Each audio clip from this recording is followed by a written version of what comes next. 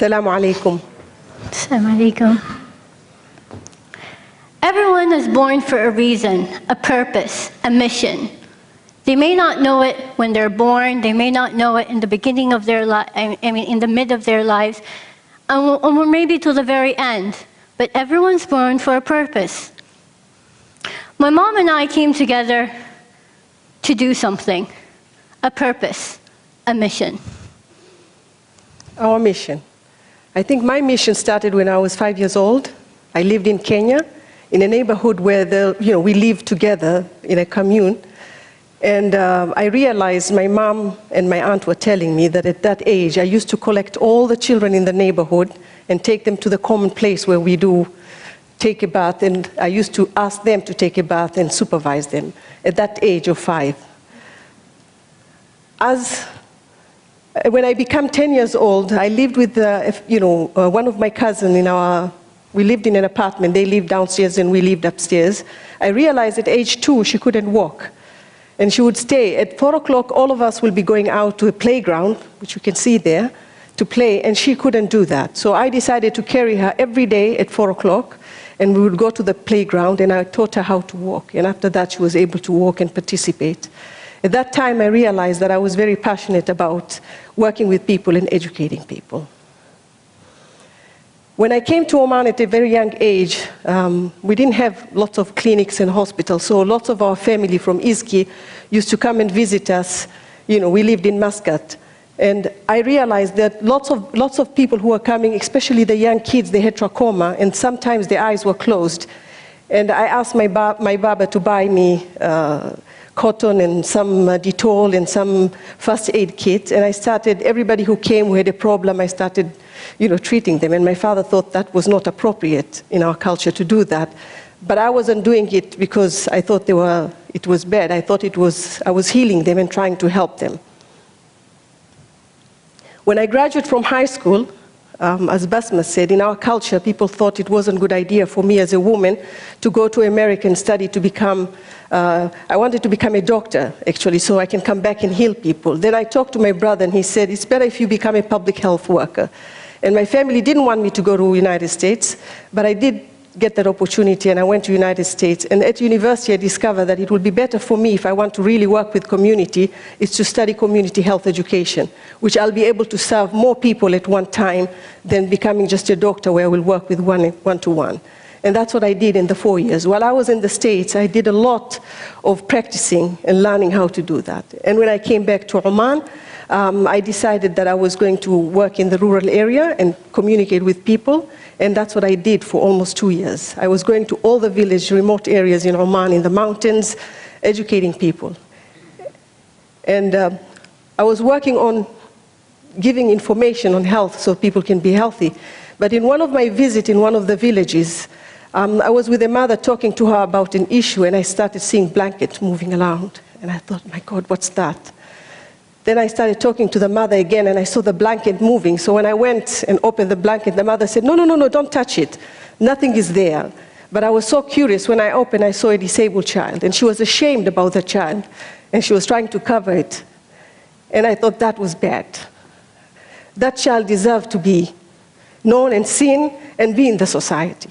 And since that day, I decided that I was going to work and speak for people with disability. When I came after 2 years, one of my friends was opening a center in the Women Association to introduce children with disability. And I worked there to help the parents to communicate with them and teach them about what they can do with their children. And I was in charge of making sure that every child goes home at the end of that day. We used to do it once a week. And that's how I met Safiya. One of my first memories before the adoption, my mom invited me with her family to an Eid gathering. And I didn't understand. All these little kids were giving money. And every time I got money in my bag, I go around and say, do you want money? Do you want money? Do you want money? I didn't understand the concept of money is good.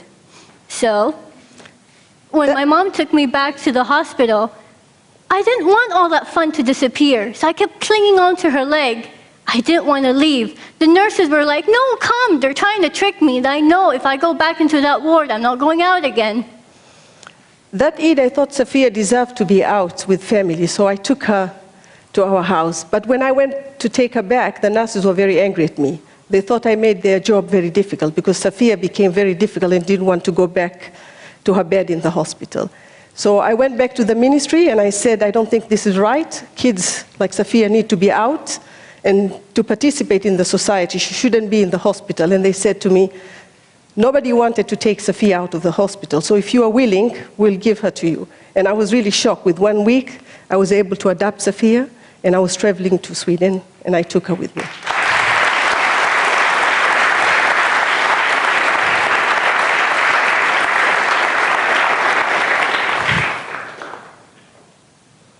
A week after my adoption, we went to Sweden to visit some family friends. Very vivid memories I have of it. And I remember I thought I was the little Barbie doll because I kept jumping from one lap to another, everyone petting my head and kissing me. And I just wanted to participate in the activities. And they're like, no, no, no, come sit on our lap. And I guess I was just the Barbie doll then.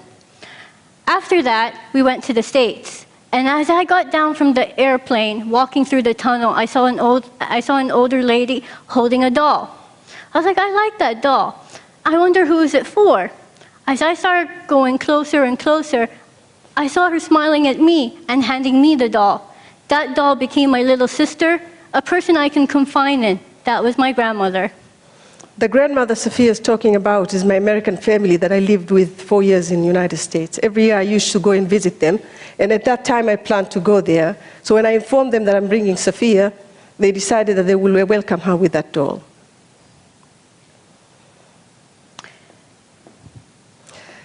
When we first came to Oman, after we came back to the state, I had to find a school for Safiya. So I decided that I'll put Safiya in a preschool that belonged to a friend who was working with disabled children.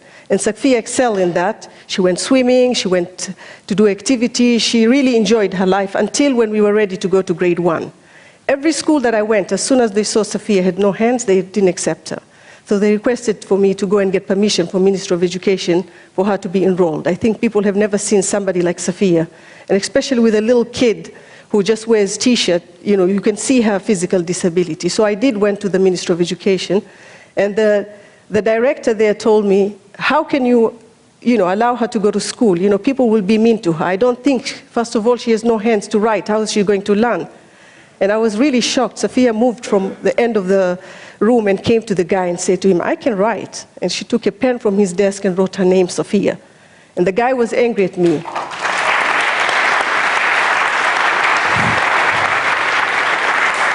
And the guy was angry at me and said, you shouldn't expose her in the school. Children are very mean and they'll be very mean to her.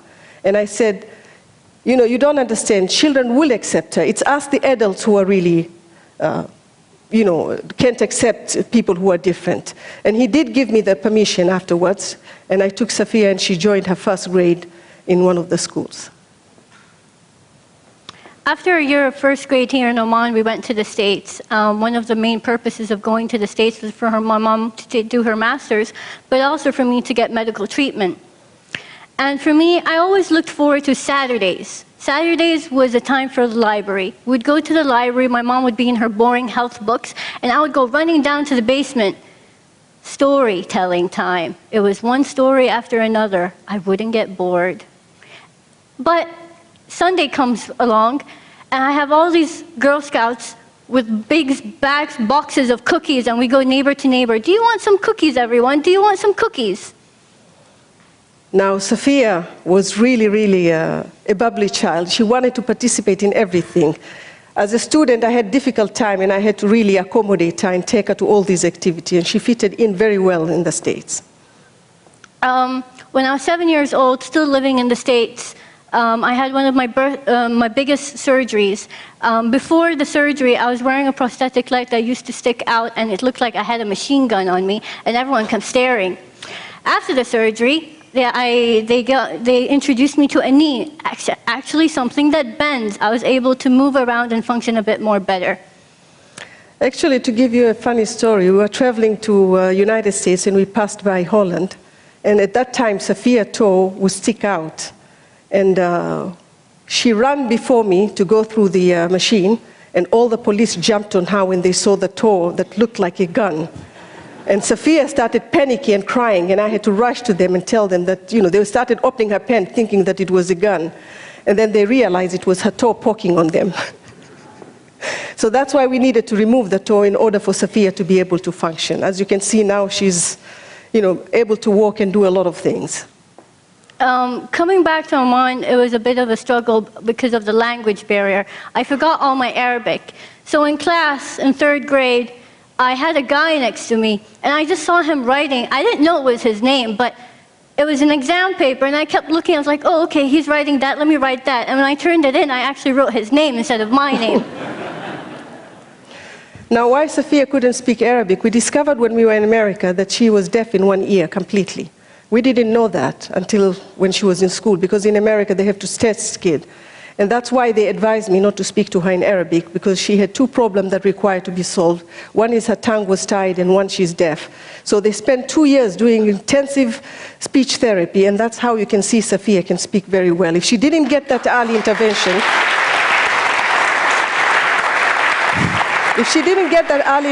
she wouldn't have been able today to speak, because her tongue is completely tied, and she's completely deaf in one ear. So that's why she had to take Arabic classes after we came back. Now, in some of the schools, I wasn't allowed to participate in a lot of activities such as dancing, swimming, music. So what I would do is I would have a lot of my stuffed animals at home and create the same scenario at home, whether it was auditioning for a dance or a play or even just singing. I would collect all my Barbie dolls, and I would be the teacher and there would be the students. And only one little doll would represent me, and that doll could do everything. And that was very difficult for Safiya. Teachers were trying to protect her, or the school was trying to protect her. They thought that she shouldn't be in the pool with the other kids. She'll be exposed, they will see her leg, they would laugh at her. Some people would say, it's not appropriate to expose Safiya to other kids. It's not fair for the other kids. And if you can see Safiya's drawing, there's no legs there. Because at that time, whenever she takes off her leg, it's not there. So she drew all at her early childhood, all her paintings, you will not see leg there. But Safiya insisted, and she would go to teachers and say, I want to swim. So she had private lessons in music and in swimming, and then until they found out that she could excel, and then she was involved in other activities with other kids in the school. I moved on to the American International School of Muscat, and I was getting a lot of support in terms of reading, math, and science because I was not really good at it. But then I was really excelling in the art stream, such as choir, music, drama, and I was even taking college-level artwork. So, yeah. To go back, why Safiya had to move to TEDxM? Again, we discovered that she had learning disability. Part of her brain that is scientific is not as functionable as her artistic part. And we did the test in America with a psychologist, and we came back and the ministry refused for Safiya to participate in school because she was failing in all the science classes. And in Oman, all the schools are concentrating in math and sciences. And that's when I decided to go to Ministry of Education to insist that Safiya should be allowed to go to international school where they have both streams. And that's why she went to TEDxM. And Safiya had lots of support in math and science. She barely passed, but in art she was getting A's plus.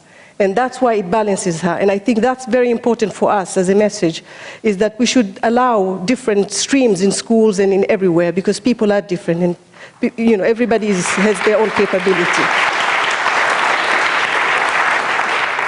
I finally graduated. It was one of my first dreams and goals, as no one believed that I could function in school, so I finally graduated from the American International School of Muscat. When I moved on to the college here in Amman, I was facing the same problem. Everything was theory, there was no practical, so I was back to square one. A little door came along and I moved to Jordan with my mother. Again, I was jumping through one college after another till I landed on one college. There was no pens, there was no books. It was just a computer in front of you. It's about you, your creativity, and what you can do with it. And Safiya did excel, and she worked very hard in that college. And also she worked under an artist to improve her skills in artwork.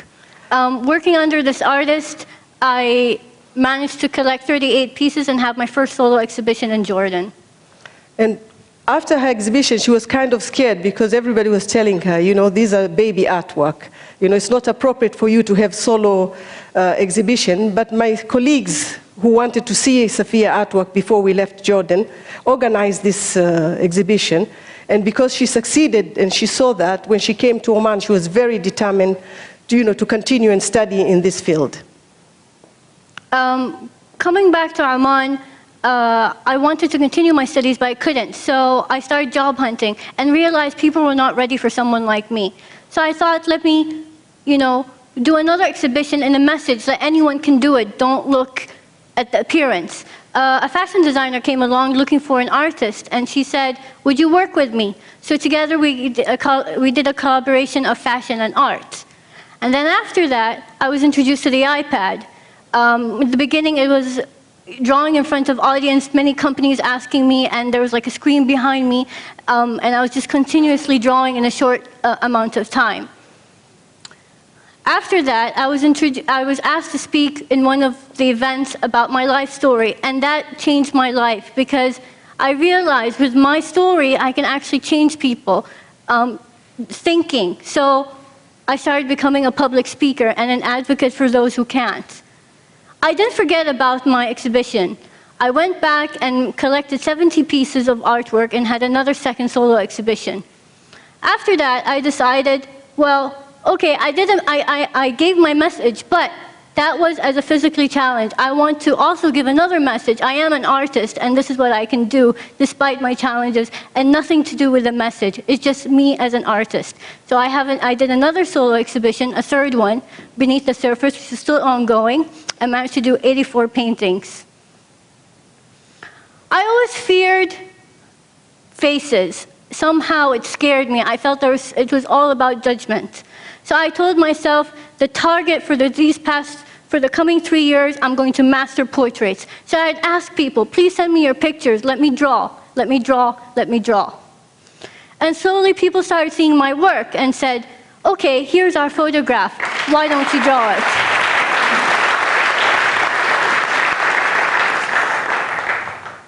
Just want to say that I started as a mission as a young girl wanting to help, you know, my own community, but then I went on internationally working. I've been working in the Middle East, working with, you know, people who have children with disabilities, with health issues, and I'm still continuing. I've left my job as a health educator, now I'm working with children with disability to advocate them, because I believe they're not disabled, they're able, and that's what we need to look at.